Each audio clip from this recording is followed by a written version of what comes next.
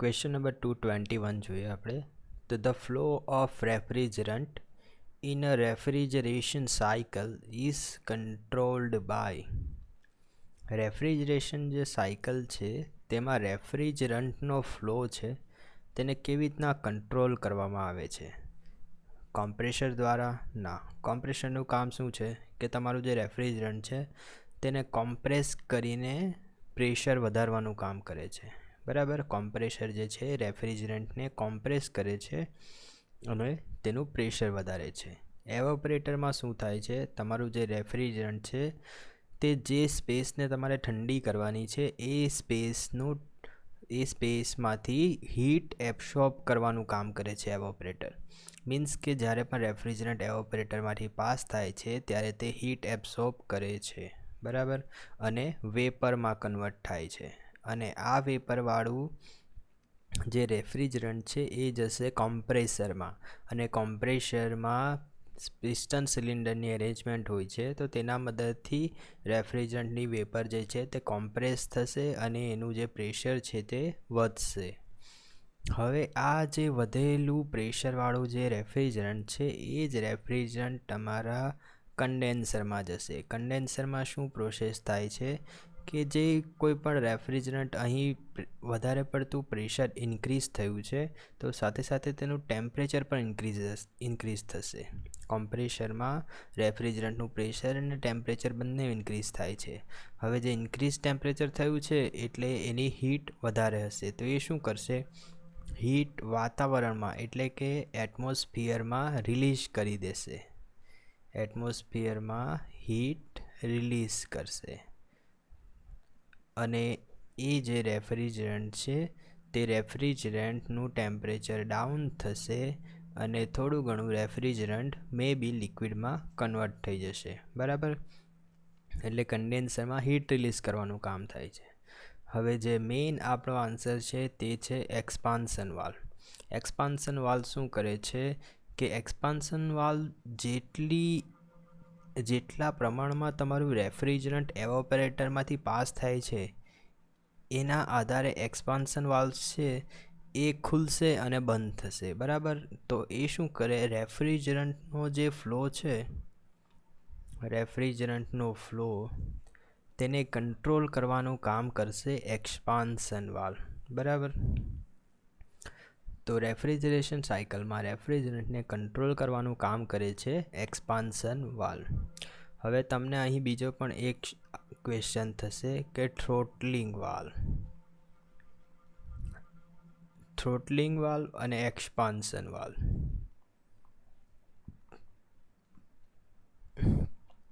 આ બંને વચ્ચેનો ડિફરન્સ તમને ખબર હોવો જોઈએ. થ્રોટલિંગ વાલ્વમાં શું થાય છે, તો થ્રોટલિંગ વાલ્વમાં થ્રોટલિંગ પ્રોસેસ થાય છે, જ્યારે એક્સપાન્શન વાલ્વમાં એક્સપાન્શન થવાની પ્રોસેસ થાય છે. બરાબર. આ બંને વાલ્વના કામ એક જ છે કે તમારું જે પ્રેશર છે એ શું કરવાનું કામ કરે છે, પ્રેશર ઘટાડવાનું કામ કરે છે બંને. પરંતુ એક્સપાન્શન વાલ્વમાં તમને આઉટપુટ વર્ક મળશે, જ્યારે થ્રોટલિંગ વાલ્વમાં કોઈ પણ પ્રકારનું આઉટપુટ વર્ક તમને મળતું નથી. બીજું કે થ્રોટલિંગ વાલ્વ શું હોય છે, તો થ્રોટલિંગ વાલ્વ જે છે એ જનરલી કેપિલરી ટ્યુબ હોય છે. આ ટાઈપની ટ્યુબ હોય છે જેની અંદર શું હોય છે, ફ્રિક્શનવાળી સરફેસ હોય છે. જ્યારે કોઈ પણ ફ્લૂડ ફ્રિક્શનવાળી સરફેસમાંથી પાસ થાય તો ઓલવેઝ તેનું પ્રેશર જે છે તે ડિક્રીઝ જ થશે. બરાબર. કેમ કે તેની એનર્જી ફ્રિક્શનમાં ખર્ચાઈ જશે. તો એ આવી રીતના પ્રેશર ડિક્રીઝ કરવાનું કામ કેપિલરી ટ્યુબ એટલે કે થ્રોટલિંગ વાલ્વ કરે છે. જ્યારે એક્સપાન્શન વાલ્વ એ જનરલી એક્સપાન્ડર ટાઈપનું હોય છે. આ ટાઈપનું એક્સપાન્ડર હોય છે. તો તેમાં શું થાય છે, અહીંથી એકદમ હાઈ પ્રેશરવાળું રેફ્રિજરન્ટ આવે છે, તે લોંગ પાસમાંથી પાસ થશે, અહીં કેટલુંક તમને વર્ક આઉટપુટ આપશે અને લો પ્રેશરવાળું જે રેફ્રિજરન્ટ છે તેને એવોપરેટરમાં મોકલશે. બરાબર. તો તમને આ બે વસ્તુનો ડિફરન્સ ખબર હોવો જોઈએ. બરાબર. પછી થ્રોટલિંગ પ્રોસેસવાળો ક્વેશ્ચન ઘણીવાર પૂછાય છે. થ્રોટલિંગ પ્રોસેસ જે છે એ આઇસેન્થાલ્પિક પ્રોસેસ છે. આઇસેન્થાલ્પિક પ્રોસેસ. હવે આઇસેન્થાલ્પિક એનો મતલબ શું કે H1 is equal to H2. Enthalpy જે છે એ થ્રોટલિંગ પ્રોસેસની અંદર કોન્સ્ટન્ટ રહે છે. કેવી રહે? કોન્સ્ટન્ટ રહે. શું? એન્થાલ્પી. બરાબર, તો આ એક ધ્યાનમાં રાખજો. રેફ્રિજરેશન સાયકલનું આપણે જનરલ ડાયાગ્રામ જોઈએ તો આ જે પ્રોસેસ છે, બરાબર, અહીં જે પ્રોસેસ દર્શાવી એ આઇસેન્થાલ્પિક પ્રોસેસ એટલે કે થ્રોટલિંગ પ્રોસેસ છે. આઇસેન્થાલ્પિક પ્રોસેસ એટલે કે આ જે પ્રોસેસ છે અહીંયા તે થ્રોટલિંગ પ્રોસેસ છે. આ જે પ્રોસેસ દર્શાવી એ કઈ? થ્રોટલિંગ પ્રોસેસ છે. આ જનરલી TH ડાયાગ્રામ છે એટલે આ ડાયાગ્રામની અંદર થ્રોટલિંગ પ્રોસેસ આ રીતે દર્શાવે. જો HS ડાયાગ્રામ હશે તો તે ડાયાગ્રામમાં થ્રોટલિંગ પ્રોસેસને આઇસેન્થાલ્પિક એટલે કે કોન્સ્ટન્ટ એન્થાલ્પીવાળી પ્રોસેસ એટલે કે સ્ટ્રેટ લાઇનથી દર્શાવાશે. બરાબર.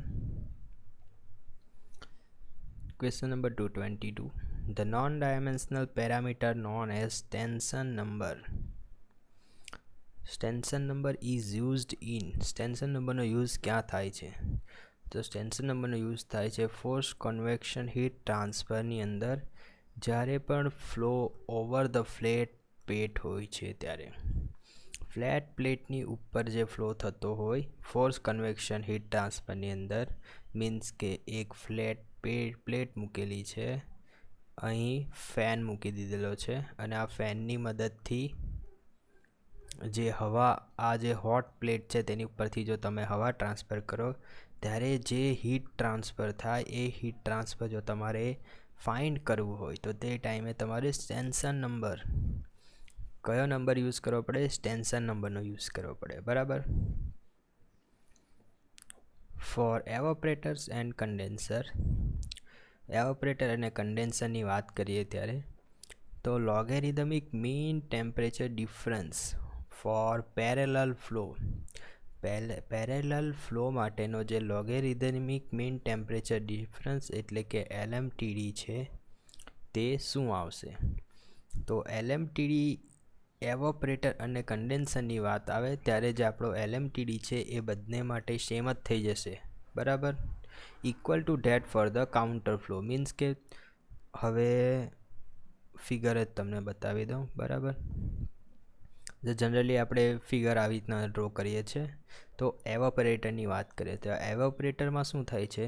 તો એવોપરેટર એટલે કે બાષ્પીભવન. બાષ્પીભવન ક્યાં થાય? તો બોઇલરમાં થાય. બરાબર. બોઇલરમાં શું થાય? બાષ્પીભવન એટલે કે એવોપરેટ થવાની પ્રોસેસ થાય. હવે એવોપરેટ થતું હોય તો શું થતું હોય કે કોઈ પણ એક ફ્લૂડ છે, ધારો કે હોટ ગેસની વાત કરીએ. બરાબર. તો હોટ ગેસ આવે છે તેનું ટેમ્પરેચર સ્ટાર્ટિંગમાં સૌથી વધારે હશે અને એનું ટેમ્પરેચર ઘટતું જશે. જેમ જેમ આપણે આગળ જતું જઈએ તેમ તેમ તમારું હોટ ગેસનું ટેમ્પરેચર ઘટતું જશે. અને એવોપરેટરમાં આપણું જે પાણી છે એ 100 ડિગ્રી સેન્ટીગ્રેડે છે. તે 100 ડિગ્રી સેન્ટીગ્રેડે શામાં કન્વર્ટ થશે? વરાળમાં રૂપાંતર થશે. બરાબર. તો આનો ગ્રાફ તમને સમજ પડી. હવે હોટ ગેસ છે તેનું ટેમ્પરેચર વધારે જ હશે. મીન્સ કે તમારું પાણીનું 100 ડિગ્રી સેન્ટીગ્રેડના ટેમ્પરેચર કરતાં હોટ ગેસનું ટેમ્પરેચર વધારે જ હશે એટલે તેને આપણે ઉપરની તરફ દર્શાવ્યું. બરાબર. આ જે ડાયાગ્રામ થયો એ કાઉન્ટર ફ્લો અથવા પેરેલલ ફ્લો બંને માટે આ જે ડાયાગ્રામ છે તે સેમ જ આવશે. કેમ? તો જોઈ લો. હવે આ ડાયરેક્શન મેં જે દર્શાવી હતી એ જ ડાયરેક્શનને હું ઉલટાવી દઉં. મીન્સ કે પાણીના ફ્લોને હું આ ડાયરેક્શનમાં જવા દઉં કે આ ડાયરેક્શનમાં જવા દઉં. આ હોટ ગ્લેસ તો આ રીતનું જ રહેવાનું છે. મીન્સ કે ગમે તેની ડાયરેક્શન ચેન્જ કરો તમારો ડાયાગ્રામ જનરલી આ જ રીતનો રહેશે. બરાબર. હવે એ જ રીતે આપણે એવોપરેટર જોયું તેવી રીતના કન્ડેન્સર જોઈએ. તો કન્ડેન્સરમાં શું થતું હોય કે તમારું જે હોટ ફ્લૂડ છે, ધારો કે આ પાણી છે, બરાબર, એ પાણી કન્ડેન્સ કરવાનું છે. મીન્સ કે 100 ડિગ્રી સેન્ટીગ્રેડે વરાળ છે, એ વરાળમાંથી 100 ડિગ્રી સેન્ટીગ્રેડે પાણી બનાવવાનું છે. બરાબર. તો હવે જ્યારે પણ પાણી બનાવવાનું હોય ત્યારે તમારે શું કરવાનું હોય? તો ઠંડુ પાણી એન્ટર કરવાનું હોય. અહીંથી ઠંડુ પાણી એન્ટર કર્યું અને એ પાણી જ્યારે બહાર નીકળશે ત્યારે આ જે વરાળ છે તેમાંથી હીટ પોતાની અંદર લઈ લેશે અને એ જે પાણી એક્ઝિટમાં બહાર નીકળશે ત્યારે તેનું ટેમ્પરેચર વધશે. તો તમે અહીં જોઈ શકો છો શરૂઆતમાં ટેમ્પરેચર ઓછું હતું અને પાણી જ્યારે બહાર નીકળ્યું ત્યારે ટેમ્પરેચર વધી ગયું, બરાબર ને. તો આ જે હતું તે બોઇલર હતું, એને કહેવાય એવાપરેટર. આ જે હતું એ કન્ડેન્સર, બરાબર. કન્ડેન્સરનો ડાયાગ્રામ આ છે ને એવાપરેટરનો ડાયાગ્રામ એ છે. હવે આ બંને ડાયાગ્રામમાં તમે જોશો તો કશું ફેર નથી પડતો કે પેરેલલ ફ્લો હોય કે કાઉન્ટર ફ્લો હોય. પેરેલલ અથવા કાઉન્ટર ફ્લો હોય, આ બંને ફ્લો જો ચેન્જ થશે પેરેલલમાંથી કાઉન્ટર, કાઉન્ટરમાંથી પેરેલલ, તો પણ LMTDમાં કોઈ ફેર પડશે નહીં અને બંને માટે LMTDનું જે ઇક્વેશન છે એ પણ સેમ જ હશે, બરાબર. LMTDનું ઇક્વેશન તો આપણે અત્યારે ડિરાઈવ નથી કરતા, બરાબર, પરંતુ LMTD જે છે એવાપરેટર અને કન્ડેન્સર માટે સેમ જ હોય છે. The entropy will usually increases. Entropy generally increase થાય છે ક્યારે? તો આપણે A molecule is broken into two or more smaller molecules. જ્યારે પણ મોલેક્યુલ બ્રેક થાય છે, આ એક મોલેક્યુલ છે તેમાંથી બે બીજા નાના નાના મોલેક્યુલ બન્યા. A reaction occurs that result in an increase in the number of mole of gas. એવું કંઈક રિએક્શન થાય છે કે જેના લીધે ગેસના નંબર ઓફ મોલ વધે છે. Process is adiabatic. Process adiabatic હોય ત્યારે એન્ટ્રોપી ઇન્ક્રીઝ થાય. તો એડિયાબેટિક પ્રોસેસમાં તો જનરલી એન્ટ્રોપી કોન્સ્ટન્ટ રહે, H1 is equal to H2, બરાબર. The process is reversible adiabatic. તો આની અંદર પણ H1 is equal to H2 થશે. A liquid changes to the gas. Liquid ગેસમાં કન્વર્ટ થાય ત્યારે એન્ટ્રોપીમાં ચેન્જ આવે છે? ના, sorry, liquid changes to the gas ત્યારે એન્ટ્રોપીમાં ચેન્જ આવશે આની અંદર. તો એન્ટ્રોપી વિલ યુઝલી ઇન્ક્રીઝ. સાની અંદર ઇન્ક્રીઝ થશે? તો લિક્વિડ ગેસમાં ચેન્જ થશે, હા, તો તેમાં એન્ટ્રોપી ઇન્ક્રીઝ થશે. લિક્વિડના મોલેક્યુલ્સ એકબીજાની નજીક હોય છે, જ્યારે ગેસમાં કન્વર્ટ થાય ત્યારે મોલેક્યુલ્સ દૂર જતા રહે. દૂર ત્યારે જ જાય કે જ્યારે એન્ટ્રોપી વધી હોય એની. પ્રોસેસ ઇઝ એડિયાબેટિક, બરાબર. ઓકે, તો આ બરાબર છે. અહીં H1 is equal to H2 ના થાય, કેમ કે જો ઇરિવર્સિબલ એડિયાબેટિક પ્રોસેસ હોય તો તેની અંદર એન્ટ્રોપી વધી ઘટી શકે છે. શાના આધારે? તો આપણે એન્ટ્રોપી માટેનું ફોર્મ્યુલા જોયું હતું, delta S is equal to delta S system, delta S universe is equal to delta S system plus delta S internal irreversibility, બરાબર. આ સૂત્ર તમને ખબર જ હશે. સિસ્ટમની અંદર તમે હીટ આપો અથવા હીટ બહાર કાઢો તે ટાઈમે સિસ્ટમની એન્ટ્રોપી ચેન્જ થશે, બરાબર.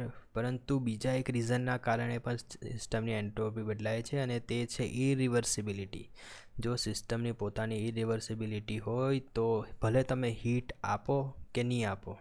હવે એડિયાબેટિક સિસ્ટમ છે, તો એડિયાબેટિક સિસ્ટમમાં આપણે તો હીટ ઇનપુટ નથી આપતા અથવા હીટ આઉટપુટ પણ નથી આપતા, તો સિસ્ટમની એન્ટ્રોપી એડિયાબેટિક પ્રોસેસમાં 0 થઈ જશે. પરંતુ જો ઇરિવર્સિબલ પ્રોસેસ હશે,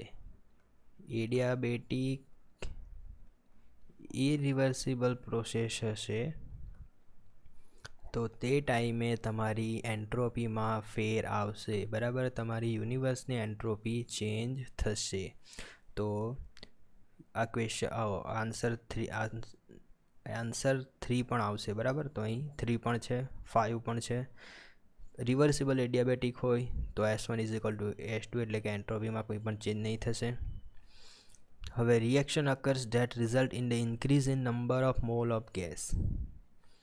તો એમાં પણ એન્ટ્રોપી ઇન્ક્રીઝ થશે કેમ કે ગેસના મોલ ઇન્ક્રીઝ થાય છે. A molecule is broken into two or more smaller molecules. જો મોલેક્યુલ્સ બ્રેક થશે અને બે નાના મોલેક્યુલ્સ બનશે, કોઈ પણ વસ્તુ બ્રેક થઈને બે નાના મોલેક્યુલ્સ બનવાની જ આખી પ્રોસેસ હોય છે. તેમાં જનરલી તમે હીટ ઇનપુટ આપતા જ હોય છે, બરાબર. તો તેના લીધે એન્ટ્રોપી ઓલવેઝ ઇન્ક્રીઝ થશે જ. તો 1, 2, 3 અને 5, બરાબર, આ ચારે ચાર પ્રોસેસ છે, તેની અંદર એન્ટ્રોપી જનરલી ઇન્ક્રીઝ થાય છે. ફક્ત આની અંદર જે રિવર્સિબલ એડિયાબેટિક છે એની અંદર એન્ટ્રોપી કોન્સ્ટન્ટ રહે છે. હવે એન્ટ્રોપી વિશે બીજું પણ તમે જાણતા હશો, બરાબર. શું કે દુનિયામાં કોઈ પણ પ્રોસેસ થાય છે, બરાબર, એ બધી પ્રોસેસ જે રેગ્યુલરલી થતી હોય આખી દુનિયામાં, એ બધી પ્રોસેસો ઇરિવર્સિબલ જ છે, બરાબર. મીન્સ કે મોલેક્યુલનું તૂટવું એ પણ ઇરિવર્સિબલ પ્રોસેસ છે. પછી કોઈ પણ બે રિએક્શન થાય તો તે પણ ઇરિવર્સિબલ પ્રોસેસ જ છે, બરાબર. એટલે એ બધી ઇરિવર્સિબલ પ્રોસેસમાં એન્ટ્રોપી ઓલવેઝ વધવાની જ. ઓકે, તો next question, which of the following is the lower pair? નીચેનામાંથી કઈ પેર લોઅર પેરનું એક્ઝામ્પલ છે? તો ball and socket joint. Ball and socket joint જે છે એમાં આવે સરફેસ કોન્ટેક, બરાબર, સરફેસ અથવા એરિયા કોન્ટેક એટલે lower pair. Cam and follower છે તે આવશે નહીં લોઅર પેરમાં, કેમ કે અહીં પોઈન્ટ કોન્ટેક હોય છે. પિસ્ટન અને સિલિન્ડર એ પણ તમારું સરફેસ અથવા એરિયામાં આવશે, બરાબર. તો ball and socket joint, piston and cylinder આ બંને આન્સર સાચા, એ બંને લોઅર પેરના એક્ઝામ્પલ્સ છે. Any point on the link connecting double slider crank chain.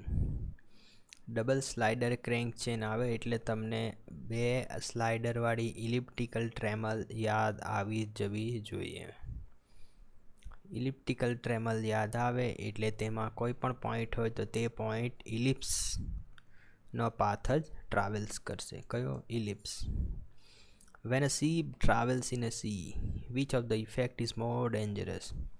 જ્યારે પણ તમારું જહાજ દરિયાની અંદર ટ્રાવેલ કરતું હોય તો કઈ ઇફેક્ટ સૌથી વધારે ડેન્જરસ છે? Pitching or rolling? Generally answer rolling છે. રોલિંગ આન્સર સાચો આપ્યો છે, બરાબર. Pitching is not more dangerous. હવે પિચિંગ ને રોલિંગ કોને કહેવાય તે હું તમને પહેલાં જણાવી દઉં. આ તમારી શીપ છે, બરાબર. હવે આ શીપ જ્યારે આગળનો અને પાછળનો છેડો ઊંચો નીચો થાય, બરાબર, તો તેને કહેવાય પિચિંગ. PITCHING, પિચિંગ કહેવાય. અને જ્યારે બાજુના છેડા ઉપર નીચે થાય, બરાબર, શીપ બાજુથી એમ ઉપર નીચે થાય, ડોલે, તો તેને કહેવાય રોલિંગ, બરાબર. હવે સૌથી વધારે ડેન્જરસ શું છે? તો જનરલી રોલિંગ સૌથી વધારે ડેન્જરસ છે, બરાબર. કેમ રોલિંગ ડેન્જરસ છે? કેમ કે રોલિંગ માટે જનરલી તમે જોઈ જ શકો છો, બરાબર. તમે પોતાના માઇન્ડની અંદર એક્સપિરિયન્સ કરશો તો પણ તમને લાગશે કે પિચિંગ થવા માટે રેઝિસ્ટન્સ બહુ મોટો છે. જો આટલી મોટી લેન્થ પિચિંગ થવા માટે રેઝિસ્ટન્સમાં આવે છે, મીન્સ કે આ છેડો ઊંચો થશે, આ છેડો નીચો થશે, તો તેના માટે શીપને સૌથી વધારે રેઝિસ્ટન્સ લાગશે. એટલે પિચિંગ બહુ ડેન્જરસ નથી, પરંતુ રોલિંગ માટે જહાજની તમે વિડ્થની વાત કરો તો વિડ્થ બહુ ઓછી હશે, તો રોલિંગ થશે તો રોલિંગ બહુ જ સ્પીડી થશે, બરાબર. એટલે સૌથી વધારે ડેન્જરસ શું હોય છે? રોલિંગ જ હોય છે. પિચિંગ કરતાં પણ વધારે ડેન્જરસ રોલિંગ હોય છે. થ્રો ઓફ અ કેમ is the maximum distance of the follower from. કેમનું જે થ્રો હોય છે તે કેટલા ડિસ્ટન્સ અથવા મેક્સિમમ ડિસ્ટન્સ હોય છે ફોલોવરથી? કેટલું? બેઝ સર્કલ જેટલું, બરાબર. ફોલોવરથી બેઝ સર્કલ વચ્ચે જે મેક્સિમમ ડિસ્ટન્સ હોય છે તો તેને કહેવામાં આવે છે થ્રો ઓફ અ કેમ. થ્રો ઓફ અ કેમ, બરાબર. કેમને ફેંકી દેવો એવી રીતના યાદ રાખવાનું, બરાબર. તો કેમને ક્યારે ફેંકી દે? જ્યારે તે પોતાના બેઝ સર્કલથી ફોલોવરથી મેક્સિમમ ડિસ્ટન્સે હોય ત્યારે. 4 jobs are to be processed on a machine as per data listed below, બરાબર. પ્રોસેસિંગ ટાઈમ આપ્યો છે અહીં અને ડ્યુ ડેટ આપી છે. If the earliest due date rule earliest due ડેટનો જે રૂલ છે તેને વાપરવામાં આવે for the sequence of job, એટલે કે જોબને સિક્વન્સમાં ગોઠવવા માટે. ત્યારે number of job delayed is, બરાબર, કેટલા જોબ ડિલે થાય. તો આની અંદર આપણે જોઈએ તો નંબર ઓફ જોબ ડિલેડ આપણે શોધવાનું છે. તો સૌ પ્રથમ તો આપણે પ્રોસેસિંગ ટાઈમ જે છે તેને લખી દેવાનું, પરંતુ એના પહેલાં જે આપણને અર્લીએસ્ટ ડ્યુ ડેટના આધારે શોધવાનું છે, બરાબર. અર્લીએસ્ટ ડ્યુ ડેટ તો આપણે ચડતા ક્રમમાં આપણે ડ્યુ ડેટને લખી દેવાની રહી. સૌથી પહેલાં શું કરવાનું, ડ્યુ ડેટ જે છે તેને આપણે ઉતરતા ક્રમમાં લખી દેવાની, બરાબર. મીન્સ કે સૌથી પહેલું આપણને શું જોઈએ છે, આઉટપુટમાં સૌથી પહેલો કયો જોબ જોઈએ છે, તો 6, ડ્યુ ડેટ 6 છે, 6 તારીખે આપણને પહેલા નંબરનો જોબ જોઈએ છે. એના પછી બીજા નંબરનો જોબ 9 તારીખે જોઈએ છે. ત્રીજા નંબરનો જોબ આપણને 17 તારીખે જોઈએ છે. ચોથા નંબરનો જોબ આપણને 19 તારીખે જોઈએ છે, બરાબર. આ બે જ મેં ચેન્જ કર્યા, કેમ કે એ બંને ઉલટા ક્રમમાં હતા. તો 6, 9, 17, 19, બરાબર. ડ્યુ ડેટ, અર્લીએસ્ટ ડ્યુ ડેટના આધારે આપણે આને ગોઠવી દીધા. હવે એનો પ્રોસેસિંગ ટાઈમ જે છે તે લખી દેવાનો. 6નો પ્રોસેસિંગ ટાઈમ 4 છે, 9 વાળાનો 7 છે, 17 વાળાનો 8 છે, 19 વાળાનો 2 છે. તો પ્રોસેસિંગ ટાઈમ લખી દીધો. હવે આ જે 6 ડ્યુ ડેટવાળો જે જોબ છે તે આપણે મશીન પર પ્રોસેસિંગમાં લીધો, બરાબર. તો એ કેટલો ટાઈમ ખાય છે, તો કે 4 દિવસનો ટાઈમ ખાય છે. તો 4 દિવસમાં આપણો આ જે 6 નંબરનો છે એ જોબ કમ્પ્લીટ થઈ ગયો. હવે 4 દિવસ પછી આવશે આપણો 9 તારીખવાળો જે જોબ છે તે આવશે પ્રોસેસિંગમાં, અને એ 7 દિવસ લે છે. તો 7 ને 4 કેટલા થશે, 7 ને 4 11 દિવસ. એ જ રીતે 11 તારીખે 8 દિવસનો પ્રોસેસિંગ ટાઈમવાળો આવશે અને 19 તારીખે તે બહાર જશે. મીન્સ કે જોબ કમ્પ્લીટ થઈને બહાર નીકળી જશે. 19 તારીખે આ જે 4 નંબરનો જોબ છે તે આવશે, એન્ટર થશે, અને 2 દિવસ એટલે કે 21 તારીખે બહાર નીકળી જશે. તો ટોટલ પ્રોસેસિંગ ટાઈમ કેટલો થશે, 21 દિવસ. 21 દિવસ લાગશે આપણને આપણો આટલો બેચના જોબ બનાવવા માટે, બરાબર. હવે આપણે જોઈએ તો કે 6 દિવસમાં આપણને જે એક નંબરિંગ આપી જ દઈએ, બરાબર. 6 દિવસમાં આપણને પહેલા નંબરનો જોબ જોઈતો હતો, પરંતુ એ તો 4 દિવસમાં જ કમ્પ્લીટ થઈ ગયો. એટલે આપણે આનું ડિલે કેટલો છે, 0, કેમ કે 4 દિવસમાં જ 2 દિવસ પહેલાં જ આ જોબ બની ગયો. હવે બીજા નંબરનો જોબ જોઈતો હતો આપણે 9 દિવસમાં, પરંતુ 11મા દિવસે એ કમ્પ્લીટ થાય છે. તો 2 દિવસ આપણું મોડો પડ્યો, બરાબર. ત્રીજા નંબરનો જોબ જોઈતો હતો 17 દિવસે, પરંતુ આ તો 19મા દિવસે આવે છે. તો 2 દિવસ આ પણ લેટ થયો. 4 નંબરનો જોબ જોઈતો હતો આપણને 19મા દિવસે, પરંતુ આ તો 21મા દિવસે કમ્પ્લીટ થશે. તો 2 દિવસ આ પણ લેટ થયો. તો અહીં કેટલા જોબ લેટ થયા, 3 જોબ તમારા લેટ થઈ ગયા. મીન્સ કે તમારા 3 જે વર્કપીસ છે તે બે દિવસ લેટ થશે. તો અહીંયા આન્સરમાં આવશે નંબર ઓફ જોબ એટલે કેટલા, 3 નંબર ઓફ જોબ ડિલેડ થયા છે. પર્ટની વાત કરીએ તો એક્ટિવિટી ટાઈમ ડિસ્ટ્રીબ્યુશન. પર્ટની અંદર એક્ટિવિટી ટાઈમ ડિસ્ટ્રીબ્યુશન એ બેટાને ફોલો કરે છે, બરાબર. બેટા ડિસ્ટ્રીબ્યુશન કર્વ જે છે તેને ફોલો કરે છે. એક્ટિવિટી ટાઈમ ડિસ્ટ્રીબ્યુશન પર્ટની અંદર બેટાને ફોલો કરે છે. પછી આ જે છે PERT, બરાબર, એ કોના ઓરિએન્ટેડ છે, તો પર્ટ જે છે ઇવેન્ટ ઓરિએન્ટેડ છે, બરાબર. પર્ટમાં આવે છે એટલે ના આધારે ઇવેન્ટ ઓરિએન્ટેડ છે, આવી રીતના યાદ રાખવાનું. અને એ કોને ફોલો કરે, તો પર્ટમાં એક્ટિવિટી ડિસ્ટ્રીબ્યુશન બેટાને ફોલો કરે. તો એ બી યાદ રાખવાનું, બરાબર. પર્ટ એ બી આવી રીતના યાદ રાખવાનું. તો તમને ખબર પડી જશે કે પર્ટમાં એક્ટિવિટી જે છે એ બેટા ડિસ્ટ્રીબ્યુશનને ફોલો કરે છે. How many translators are required for the 7 CAD/CAM system using direct and indirect translation? તો ડાયરેક્ટ ટ્રાન્સલેશન માટે 42 જોઈએ છે ટ્રાન્સલેટર, અને ઇનડાયરેક્ટ માટે 14 ટ્રાન્સલેટર જોઈએ છે. In a CAD, solid model generated by using the 10 number of primitives, the total number of boolean operation required to generate solid model. Solid model generate કરવા માટે કેટલા બુલિયન ઓપરેશન્સની જરૂર પડશે? તો કે 9. બરાબર. સોલિડ મોડલને 10 નંબર ઓફ પ્રિમિટિવ્સની મદદથી જનરેટ કરવામાં આવ્યું છે, તો કેટલા બુલિયન ઓપરેશન તમારે કરવા પડશે? તો કે 9 બુલિયન ઓપરેશન કરવા પડશે. Mechanical properties of fibre reinforced composites depends on. Fibre reinforced composites જે છે તેની મિકેનિકલ પ્રોપર્ટીઝ આના ઉપર ડિપેન્ડ કરે છે? તો ઓલ ઓફ ધ અબવ, એટલે કે પ્રોપર્ટીઝ ઓફ કન્સ્ટિટ્યુઅન્ટ, કે તેની અંદર તમે સિમેન્ટ પ્લસ આયર્ન રોડ, બરાબર, આ બંને વસ્તુ વાપરો. રેઇનફોર્સ એટલે તો ખબર ને કે બે અલગ અલગ મટીરિયલ્સને એકબીજાની સાથે કનેક્ટ કરીને જે પણ મટીરિયલ્સ બનાવવા આવે તેને રેઇનફોર્સ કહેવાય. આપણે સિમેન્ટ અને સિમેન્ટની સાથે લોખંડના સળિયા વાપરીએ તો એ રેઇનફોર્સ બની જાય. બરાબર. તો રેઇનફોર્સ કમ્પોઝિટની પ્રોપર્ટી શાના પર ડિપેન્ડ હોય? તો સિમેન્ટ પર પણ ડિપેન્ડ હોય અને આયર્ન પર પણ ડિપેન્ડ હોય, એટલે કે પ્રોપર્ટીઝ ઓફ કન્સ્ટિટ્યુઅન્ટ પર પણ ડિપેન્ડ હોય છે. ઇન્ટરફેસ સ્ટ્રેન્થ, હવે સિમેન્ટ અને આયર્નના રોડ એકબીજા સાથે કેવી રીતના ચીપકીને રહે છે તેના આધારે પણ ડિપેન્ડ કરે છે. પછી ફાઇબરની લેન્થ ઉપર, ફાઇબરના ઓરિએન્ટેશન ઉપર અને વોલ્યુમ ફ્રેક્શન ઉપર, બરાબર, આ બધા જ ઉપર ડિપેન્ડ કરે છે. Longitudinal strength of the fiber reinforced composite is mainly influenced by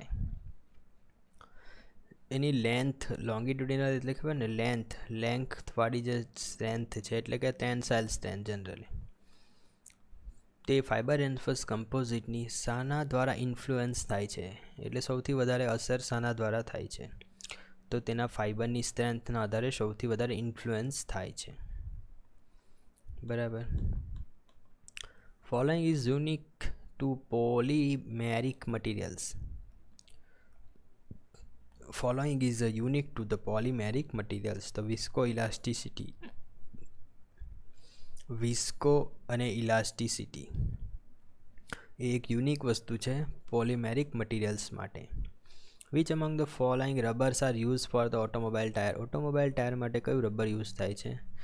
તો બોથ, એટલે કે પોલીયુરેથિન અને બ્યુટાડાઇન, બંને રબરનો યુઝ થાય છે. Which of the following statement is true. નીચેનામાંથી કયું સ્ટેટમેન્ટ સાચું છે? તો porcelain is used as a insulating material in a spark plug. Spark પ્લગની અંદર પોર્સેલિનનો જે છે એ યુઝ થાય છે ઇન્સ્યુલેટિંગ મટીરિયલ તરીકે. Ceramic materials have the low melting point. આ તો આવે જ નહીં. Graphite is the visco elastic in nature. ના, ગ્રેફાઇટ એકદમ બ્રિટલ છે, મીન્સ કે તમે એને ગ્રેફાઇટને ખેંચશો તો તૂટી જ જશે. વિસ્કો ઇલાસ્ટિક કોને કહેવાય? મીન્સ કે તમે જેને ખેંચો અને એક લાંબુ થયા જ કરે, બરાબર, તેને કહેવાય વિસ્કો ઇલાસ્ટિક. જેમ કે નાયલોનની દોરી હોય ને, નાયલોનની દોરી એ વિસ્કો ઇલાસ્ટિક છે. Compacting iron oxide powder ceramic tools are prepared. Iron oxide powder જે છે તેને કોમ્પેક્ટ કરીને સિરામિક ટૂલ્સ બનાવવામાં આવે છે. એ તો ખોટું જ છે કે આયર્ન ઓક્સાઇડના પાવડરને કોમ્પેક્ટ કરીને સિરામિક ટૂલ્સ શું કરવા બનાવવાના? સિરામિક ટૂલ્સ બનાવવા માટે સિરામિક પાવડરનો જ યુઝ કરવો પડે છે જનરલી. બરાબર. અને એને કંઈક કોમ્પેક્ટ કરીને, હા બરાબર, સિરામિક ટૂલ્સ માટે સિરામિક પાવડરનો યુઝ કરીને એને કોમ્પેક્ટ કરીને બનાવી શકાય, પરંતુ આયર્ન ઓક્સાઇડનો પાવડર નહીં આવે અંદર. બરાબર. The piston rod and the cross head in a steam engine are usually connected by means of. Piston rod જે છે અને ક્રોસ હેડ છે ઇન અ સ્ટીમ એન્જિનની અંદર શાની દ્વારા કનેક્ટ કરવામાં આવે છે? તો કે કોટર જોઈન્ટ. બરાબર. શાના દ્વારા કનેક્ટ કરવામાં આવે છે? કોટર જોઈન્ટ દ્વારા. તો અહીં તમે જોઈ શકો છો આ જે પિસ્ટન રોડ છે અને આ જે કનેક્ટિંગ રોડ છે, બરાબર, તેને આ ક્રોસ હેડ છે, પિસ્ટન રોડ છે, કનેક્ટિંગ રોડ છે, તેને શાના દ્વારા જોઈન્ટ કરવામાં આવે છે? તમે જોઈ શકો છો આ જે જોઈન્ટ છે એ જોઈન્ટ છે કોટર જોઈન્ટ. કોટર જોઈન્ટ માટે અહીં નીચે ફિગર છે જ, બરાબર. કોટર જોઈન્ટ કોને કહેવાય? ક્વાર્ટર જોઈન્ટમાં આ એક ઇનપુટ શાફ્ટ અથવા રોડ હોય છે, આ એક આઉટપુટ રોડ હોય છે, બરાબર. તેને આ રીતના જોઈન્ટ કરવામાં આવે છે ક્વાર્ટર દ્વારા, બરાબર. જનરલી આ રીતની ફિગર હોય છે, બરાબર, ક્વાર્ટર જોઈન્ટની.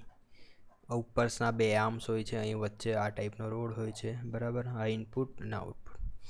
આ જે ક્વાર્ટર જોઈન્ટ છે એ તમને જનરલી ટેન્શન માટે જ વપરાય, બરાબર. TNSI ટેન્શન માટે. ટેન્શનની અંદર ક્વાર્ટર જોઈન્ટનો યુઝ થાય છે. પિસ્ટન રોડ અને કનેક્ટિંગ રોડને ક્રોસ હેડ દ્વારા ક્વાર્ટર જોઈન્ટની મદદથી જોડવામાં આવે છે. The most suitable pair of the refrigerant and absorbent combination for solar refrigeration. Solar refrigeration માટેની મોસ્ટ સુટેબલ પેર કઈ છે? તો કે વોટર અને લિથિયમ બ્રોમાઇડ.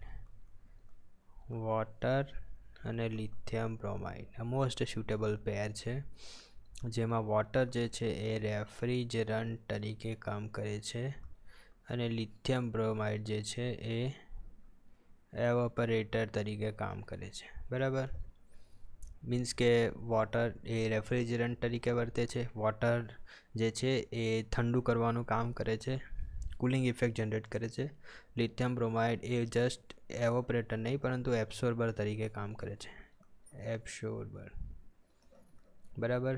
ત્યારે NH3 વોટર જે છે આ પણ એક સિસ્ટમ છે, NH3 વોટર. તેમાં NH3 જે છે એ રેફ્રિજરન્ટ તરીકે કામ કરે છે અને વોટર એ એબ્સોર્બન્ટ તરીકે કામ કરે છે. મીન્સ કે પાણીમાં એમોનિયા એબ્સોર્બ થઈ જાય છે અને જ્યારે આપણે તેને ગરમી આપીએ છીએ ત્યારે એ એમોનિયા રિલીઝ થઈ જાય છે અને રેફ્રિજરેશન સિસ્ટમમાં જાય છે અને ત્યાં કુલિંગ ઇફેક્ટ જનરેટ કરે છે, ફરી પાછો વોટરમાં આવીને એબ્સોર્બ થઈ જાય છે, બરાબર. તો આ રીતે સોલાર રેફ્રિજરેશન જનરલી વર્ક કરે છે. For the centrifugal compressor with the radial vanes, slip factor is the ratio of. Centrifugal કમ્પ્રેશનની વાત કરીએ રેડિયલ વેનવાળા, તો તેની અંદર સ્લીપ ફેક્ટર એ શાનો રેશિયો છે? તો સ્લીપ ફેક્ટર એ whirl velocity to the blade વેલોસિટીનો રેશિયો છે, બરાબર. Whirl velocity to the blade velocity એ જે રેશિયો આપે છે તે સ્લીપ ફેક્ટર છે, પરંતુ એ ક્યાં કેલ્ક્યુલેટ કરવાનો? તે ઇમ્પેલરની એક્ઝિટ પર કેલ્ક્યુલેટ કરવાનું.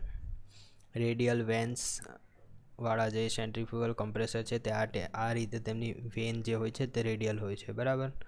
હવે આ રેડિયલ બ્લેડ જે છે તેની એક્ઝિટ પર, બરાબર, આ ધારો કે ઇનલેટ છે તો આ એક્ઝિટ પર બધું કેલ્ક્યુલેટ કરવાનું હોય છે, બરાબર. ઇમ્પેલરની એક્ઝિટ પર વર્લ વેલોસિટી અને બ્લેડ વેલોસિટીનો જે રેશિયો આવે છે તેને કહેવાય સ્લીપ ફેક્ટર. ક્રેન્કશાફ્ટ અને gear are made from. Crankshaft અને ગિયર શાના બનેલા હોય છે? કે નોડ્યુલર કાસ્ટ આયર્નના બનેલા હોય છે.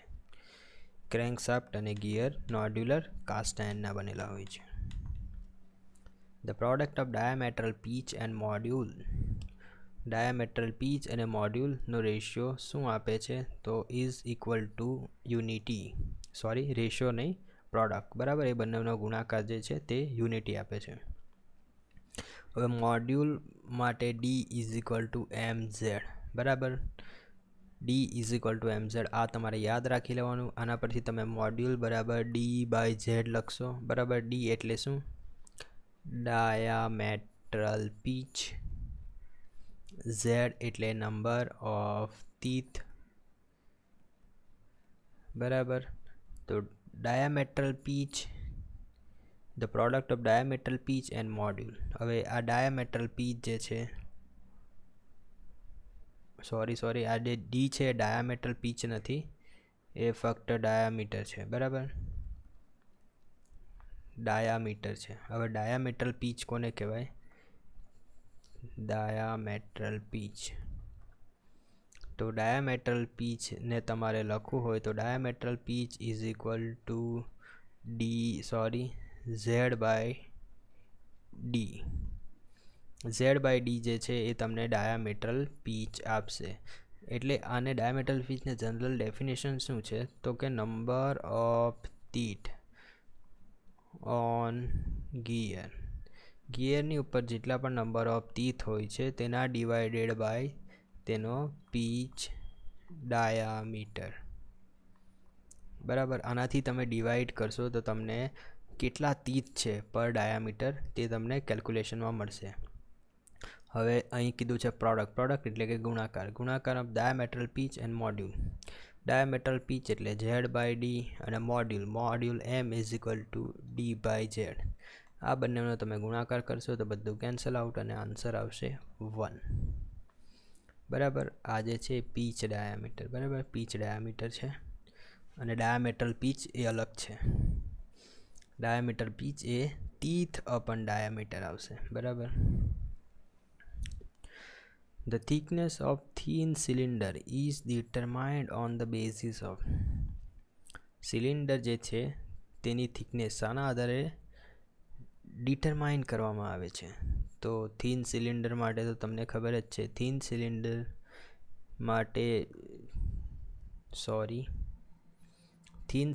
માટે સર્કમ્ફરન્શિયલ સ્ટ્રેસ માટેનું સૂત્ર છે PD/2T અને લોંગિટ્યુડિનલ સ્ટ્રેસ માટેનું સૂત્ર છે PD/4T. બરાબર, તો થિકનેસ આપણે જનરલી આ સૂત્રની મદદથી શોધતા હોય છે. કેવી રીતના? તો તમને સર્કમ્ફરન્શિયલ સ્ટ્રેસ, લોંગિટ્યુડિનલ સ્ટ્રેસ આ બે વસ્તુ જનરલી ખબર હોય છે. શાના આધારે ખબર હોય છે? તો કે મટીરિયલ્સના આધારે. તમે જે મટીરિયલ વાપરવાનો છે તેનું સ્ટ્રેન્થ કેટલી છે તેના આધારે તમને આ સ્ટ્રેસની વેલ્યુ મળતી હોય છે. પ્રેશર તમે કેટલું એપ્લાય કરવાના છે તેની વેલ્યુ પણ મળતી હોય છે. અને ડાયામીટરની વેલ્યુ જો તમને ખબર હોય તો તમે થિકનેસ શોધી શકો છો.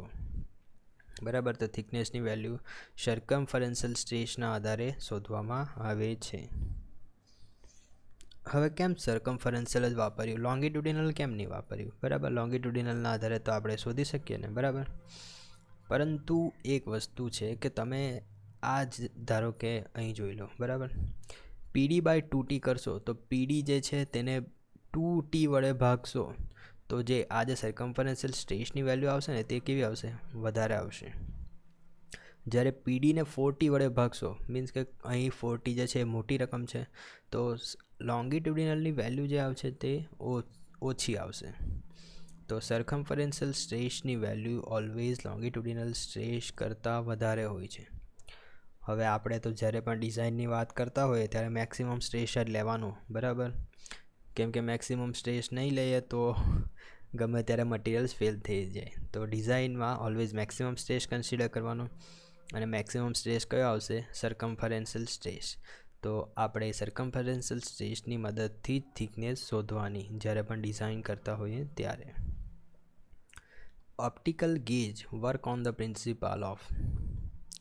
ઓપ્ટિકલ ગેજ જે છે કયા પ્રિન્સિપલ પર કામ કરે છે? તો કે interference of light rays. Light rays જે છે તેનું ઇન્ટરફિયરન્સ જે થાય છે તેના આધારે એના પ્રિન્સિપલ પર ઓપ્ટિકલ ગેજ કામ કરે છે. Piezoelectric material function on the principle of. Piezoelectric જે મટીરિયલ છે કયા પ્રિન્સિપલ પર કામ કરે છે? તો piezoelectric material is on the principle of Newton second law of motion. Means કે આઘાત = પ્રત્યાઘાત. બરાબર, તે સિદ્ધાંત પર પાઇઝોઇલેક્ટ્રિક મટીરિયલ્સ કામ કરે છે. હવે આ કેવી રીતના થયું? તો પાઇઝોઇલેક્ટ્રિક મટીરિયલ્સ તો તમને ખબર ને, તમે જો પાઇઝોઇલેક્ટ્રિક મટીરિયલ્સ કેવું હોય તો તમને કહો. આ ધારો કે ચોરસનો ટુકડો છે અને એ પાઇઝોઇલેક્ટ્રિક મટીરિયલ છે. બરાબર, આને તમે ઇલેક્ટ્રિસિટી આપશો ને તો આ પાઇઝોઇલેક્ટ્રિક મટીરિયલ તેને વાઇબ્રેશનમાં કન્વર્ટ કરી દેશે. બરાબર, અને જો તેને વાઇબ્રેશનલ મોશન આપશો, મીન્સ કે આની પર હથોડાથી તમે માર કરશો ને તો તમને ઇલેક્ટ્રિસિટી આઉટપુટમાં આપશે. આવું હોય છે પાઇઝોઇલેક્ટ્રિક મટીરિયલ. બરાબર, પાઇઝોઇલેક્ટ્રિક મટીરિયલનો ઉપયોગ આપણે જે અલ્ટ્રાસોનિક મશીનિંગ છે ને, અલ્ટ્રાસોનિક મશીનિંગની અંદર પાઇઝોઇલેક્ટ્રિક મટીરિયલ વાપરીએ છીએ. તેમાં આપણે ઇલેક્ટ્રિસિટી ઇનપુટ આપીએ છીએ અને અહીં તમારું ટૂલ્સ હોય છે. ટૂલ્સ શું મોશન કરે છે? ઉપર નીચે કોન્સ્ટન્ટલી વાઇબ્રેટિંગ મોશન કરે છે અને એનાથી તમારું મટીરિયલ જે છે તે રિમૂવ કરવાનું કામ થાય છે. The dry ice is produced by. Dry ice કેવી રીતના પ્રોડ્યુસ થાય છે? જેને આપણે CO2 બરફ પણ કહે છે. બરાબર, તો CO2 ગેસ જે છે તે CO2 ગેસને તમે એકદમ ઠંડુ કર્યા જ કરો. બરાબર, તો તે સોલિડિફાઈ થઈ જશે અને લિક્વિડ તે સોલિડિફાઈ થઈ જશે, બરાબર, CO2 ને. પરંતુ CO2 છે જનરલી ગેસ ફોર્મમાં હોય છે, બરાબર. ત્યારે તેને ઠંડુ કરશો તો પહેલાં લિક્વિડમાં કન્વર્ટ થશે, મીન્સ કે લિક્વિડ CO2 બનશે, અને હજુ વધારે ઠંડુ કરશો તો તમને સોલિડ CO2 મળશે. આ સોલિડ CO2 વાળો જે બરફ છે તે બરફની એક ખાસિયત એ છે કે જનરલી આપણા એટમોસ્ફિયરનું જે ટેમ્પરેચર છે, જે જનરલ એટમોસ્ફિયરની કન્ડિશન છે, તેના આધારે આ સોલિડ CO2 લિક્વિડ CO2માં કન્વર્ટ નહીં થતું, પરંતુ લિક્વિડમાંથી ડાયરેક્ટ ગેસ જ બની જાય છે. મીન્સ કે સોલિડમાંથી ડાયરેક્ટ ગેસમાં જ કન્વર્ટ થઈ જાય છે. એટલે કે તમારો જે બરફ પીગળશે તો એ બરફ પીગળીને ડાયરેક્ટ ગેસ જ બની જશે. તો આ એક એની ખાસિયત છે સોલિડ CO2ની. તેનો પાણી બનતું નથી. પાણી તો નહીં જ બનશે એમ તો, પરંતુ ડાયરેક્ટ ગેસ જ બની જાય છે, બરાબર ને. On a psychrometric chart sensible cooling is represented by. Psychrometric chart તો આ રીતનો તમે જોયો જ હશે. એમાં આપણે સેન્સિબલ કુલિંગ દર્શાવવાનું હોય. સાયક્રોમેટ્રિક ચાર્ટમાં અહીં શું હોય છે? ઓમેગા હોય છે, એટલે કે સ્પેસિફિક હ્યુમિડિટી. અહીં શું હોય? ટેમ્પરેચર. જેમ જેમ આ ડાયરેક્શનમાં જાઓ, એરોની ડાયરેક્શનમાં, તેમ ટેમ્પરેચર વધશે, બરાબર. હવે આપણે તો પૂછ્યું જ છે અહીં સેન્સિબલ કુલિંગ. સેન્સિબલ એટલે કે જેમાં ટેમ્પરેચર ચેન્જ થતું હોય તે બધુંને સેન્સિબલ કહેવાય, અને લેટન્ટમાં ટેમ્પરેચર ચેન્જ નહીં થાય. તો સેન્સિબલને જે દર્શાવવામાં આવે તેમાં ટેમ્પરેચર ચેન્જ થશે, એટલે હોરિઝોન્ટલ લાઇન દ્વારા દર્શાવવામાં આવે. હવે આ તમને સેન્સિબલનું પણ લેટન્ટનું પણ કીધું. તો લેટન્ટમાં ટેમ્પરેચર નહીં ચેન્જ થાય, તો ઉપરની સીધી એરો વર્ટિકલ લાઇન દ્વારા દર્શાવવામાં આવે, કેમ કે તેમાં ટેમ્પરેચર નહીં ચેન્જ થાય. How many atoms are there in the HCP crystal structure? Hexagonal close pack જે સ્ટ્રક્ચર છે તેની અંદર કેટલા એટમ હોય છે? 6. સિમ્પલ ક્યુબિક ક્રિસ્ટલ જે હોય છે તેમાં 1 હોય છે. બોડી સેન્ટર ક્યુબિકમાં 2 હોય છે. ફેસ સેન્ટર ક્યુબિકમાં 3 હોય છે, બરાબર. ફેસ સેન્ટર ક્યુબિકમાં 4 હોય છે, અને HCPની અંદર 6 હોય છે, બરાબર. 12, 46 આવી રીતના યાદ રાખશો. By what process maximum hardness is obtained for the steel part? Steel પાર્ટ્સને જો તમારે મેક્સિમમ હાર્ડનેસ આપવી હોય તો કઈ પ્રોસેસ કરવાની? નાઇટ્રાઇડિંગ. એનેલિંગ શાના માટે વપરાય? તો સોફ્ટ કરવા માટે. મારો હીટ ટ્રીટમેન્ટનો વિડીયો છે તે જોઈ લેજો, તમને આ બધું ખબર પડી જશે, બરાબર. કાર્બ્યુરાઇઝિંગ પણ વપરાય છે હાર્ડનેસ માટે જ, પરંતુ મેક્સિમમ હાર્ડનેસ જોઈતી હોય તો નાઇટ્રાઇડિંગ વપરાય છે. સાયનાઇડિંગ પણ હાર્ડનેસ માટે જ વપરાય છે, બરાબર. તો નાઇટ્રાઇડિંગ, કાર્બ્યુરાઇઝિંગ અને સાયનાઇડિંગમાંથી નાઇટ્રાઇડિંગ સૌથી વધારે હાર્ડનેસ આપે છે. Which stainless steel is use for the cryogenic vessel? ક્રાયોજેનિકની વાત કરીએ આપણે. તો ક્રાયોજેનિક કોને કહેવાય? તો ક્રાયોજેનિક એ રેફ્રિજરેશનની એક બ્રાન્ચ છે, બરાબર. રેફ્રિજરેશનની એક બ્રાન્ચ છે કે જેની અંદર તમારે એકદમ લોઅર ટેમ્પરેચર કરવાનું હોય, બહુ જ લોઅર. હવે બહુ જ લોઅર ટેમ્પરેચર કરવાની જરૂર શા માટે પડી? જેમ કે 100 કેલ્વિન ને આટલું બધું લોઅર ટેમ્પરેચર કરવાની જરૂર પડે છે, બરાબર. તો તમારે જ્યારે આ ઉપર CO2 બરફની વાત કરીને આ CO2 બરફ બનાવવો હોય ને તો તમારે ઓલમોસ્ટ 150-200 કેલ્વિન જેટલું લોઅર ટેમ્પરેચર જોઈએ, બરાબર. તો એ લોઅર ટેમ્પરેચરની જે આટલું બધું લોઅર ટેમ્પરેચર મેળવવા માટેની જે પ્રોસેસ છે એ બધું આખું ક્રાયોજેનિક્સની અંદર આવે છે. 0 કેલ્વિન સુધીનું જે આપણે લોઅર ટેમ્પરેચર મેળવવાની ટ્રાય કરીએ તે બધું ક્રાયોજેનિક્સમાં આવે છે, બરાબર. તો which stainless steel is used in cryogenic vessel? Cryogenic vessel એટલે કે એવા વેસલ્સ કે જેની અંદર આ જે બધા ગેસીસને એ બધું જે છે તેને લિક્વિફાઈ કરવામાં આવે, એટલે બહુ જ લોઅર ટેમ્પરેચરમાં યુઝ કરવાનું હોય સ્ટીલ. તો તેમાં કયું સ્ટીલ વપરાય છે? તો ઓસ્ટેનિટિક સ્ટીલ વપરાય છે. કયું? ઓસ્ટેનિટિક સ્ટીલ ક્રાયોજેનિક્સના વેસલ્સમાં વપરાય છે. Which one of these instrument is a comparator? કમ્પેરેટરના શબ્દ પરથી તમને ખબર પડી જાય કે આ કમ્પેર કરતું હોય, બરાબર. તો કમ્પેર કરવાવાળું ટૂલ્સ કયું છે? ટૂલ મેકર્સ માઇક્રોસ્કોપના, ઓપ્ટિકલ ઇન્ટરફેરોમીટરના, go gauge, no go gauge. Dial gauge જે છે એ તમારે કમ્પેર કરવાનું સાધન છે, બરાબર. Which one of the following is better comparator. કેવી રીતના તો તમને કહી દઉં, બરાબર. આ એક સપાટી છે, ચાલો ને એક બ્લોકર લઈ લો. આ સરફેસ પર આ બ્લોક મૂક્યો છે, આ સરફેસ પર આ બીજો બ્લોક મૂક્યો છે. હવે જે ડાયલ ગેજ છે ને, ડાયલ ગેજ, તેને આવી રીતના આ ધારો કે કંઈક સ્ટેન્ડ છે, સ્ટેન્ડની સાથે તમારો ડાયલ ગેજ આ રીતનો એટેચ કરેલો છે, બરાબર. આ ડાયલ ગેજનો ડાયલ છે. હવે આ ડાયલ ગેજ જ્યારે તમે આ સરફેસ પરથી પાસ કરશો તો ત્યારે તમને કેટલુંક રીડિંગ આપશે, બરાબર. ધારો કે 5 રીડિંગ આપ્યું. હવે આ જ ડાયલ ગેજને આ સેમ સરફેસ પર અહીં લઈ જશો, બરાબર. હવે અહીં તમારો જે ડાયલ ગેજ છે તે ફરી કંઈક રીડિંગ આપશે, ધારો કે 20 રીડિંગ આપ્યું. હવે આ 20 ને 5ની વચ્ચે ડિફરન્સ આવ્યો 15નો, તે 15 શું દર્શાવશે, એને જે રીતે કેલિબ્રેટ કર્યું હોય તે તમને બતાવશે. મીન્સ કે આ અને આ સરફેસની અંદર 15નો ડિફરન્સ છે, બરાબર. તો તેણે ડાયલ ગેજે શું કર્યું અહીં, તો કમ્પેર કરવાનું કામ કર્યું. કમ્પેર કરવાનું એટલે એને કહેવાય comparator. The spring constant of the helical compression spring does not depend upon. Spring constant જે છે, બરાબર, હેલિકલ કોમ્પ્રેશન સ્પ્રિંગનો, તે શાના પર ડિપેન્ડ નથી કરતું, તો કોઇલ ડાયામીટર, વાયર ડાયામીટર અને નંબર ઓફ એક્ટિવ ટર્ન્સ આ બધું આવે જ છે, બરાબર, સ્પ્રિંગ કોન્સ્ટન્ટની અંદર. પરંતુ મટીરિયલની સ્ટ્રેન્થ પર એ ડિપેન્ડ નથી કરતું. સ્પ્રિંગ કોન્સ્ટન્ટ જે છે મટીરિયલ સ્ટ્રેન્થ પર ડિપેન્ડ નથી કરતું. If the axis of the first and last gear of the compound gear train are coaxial, then the gear train is known as reverted gear train. Reverted gear trainમાં શું હોય છે, અહીં એક gear હોય છે, અહીં એક બીજું ગિયર હોય છે, બરાબર. અને આ બંને ગિયર આ રીતે બીજા ગિયર સાથે જોડાયેલા હોય છે, અને અહીં એક બીજું ગિયર હોય છે. આ ઇનપુટ શાફ્ટ છે, આઉટપુટ શાફ્ટ છે, બરાબર. The axis of the first and last gear of the compound gear train are coaxial. મેં axis ખોટી દર્શાવી દીધી અહીં. ઓકે, તો અહીં તમે જોઈ શકો છો આ ઇનપુટ, આ જે છે એ આઉટપુટ. ઇનપુટ અને આઉટપુટ ગિયરની જે એક્સિસ છે એ બધી એક્સિસ એકબીજા સાથે કોએક્સિયલ એટલે કે સેમ જ એક્સિસ પર હોય તો ત્યારે તેને રિવર્ટેડ ગિયર ટ્રેન કહેવામાં આવે છે. રિવર્ટેડ ગિયર ટ્રેનની ફિગર આ રીતની જ હોય છે.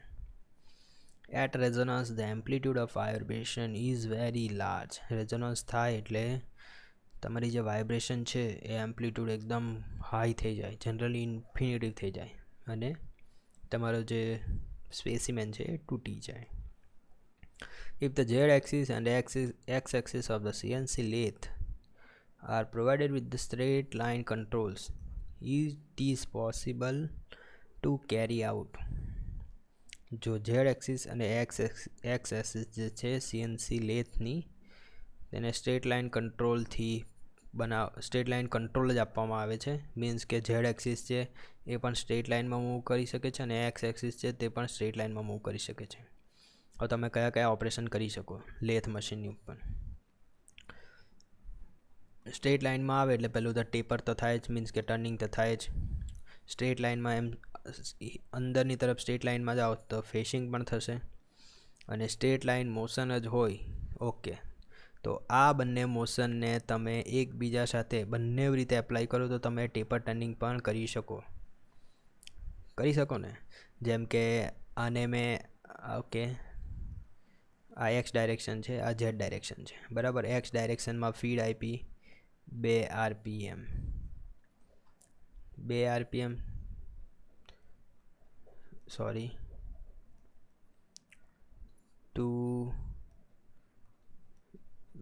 સેમી પર મિનિટની સ્પીડ આપી આ ડાયરેક્શનમાં, અને આ ડાયરેક્શનમાં આપી 2 mm પર મિનિટની સ્પીડ આપી, બરાબર. એટલે હું જ્યારે સ્પિન્ડલને આ ડાયરેક્શનમાં ફેરવતો જવા ત્યારે અંદરની તરફની ડાયરેક્શન, જો આ રીતનો ટેપર તમારે ડ્રો કરવો હોય ને તો તમારે બહારની તરફની RPM બહાર તરફની સ્પીડ આપવી પડશે, બરાબર. તો બહાર 2 mm બહાર આવતું જશે પર મિનિટે. મીન્સ કે આ રીતનો ટેપર જનરેટ થશે. તમે વિઝ્યુલાઇઝ કરશો તો ખબર પડશે. ધીમે ધીમે મારી ફીડ જે છે તે ઘટી જશે આની આ બાજુ સાઈડે, બરાબર. અને આ ઇન્ટરનલી 2 સેન્ટીમીટર પર મિનિટની ફીડ મેં આપીશ. તો ટેપર જનરેટ થશે. બરાબર, તો ટર્નિંગ પણ થશે, ફેશિંગ પણ થશે અને ટેપર ટર્નિંગ પણ થશે.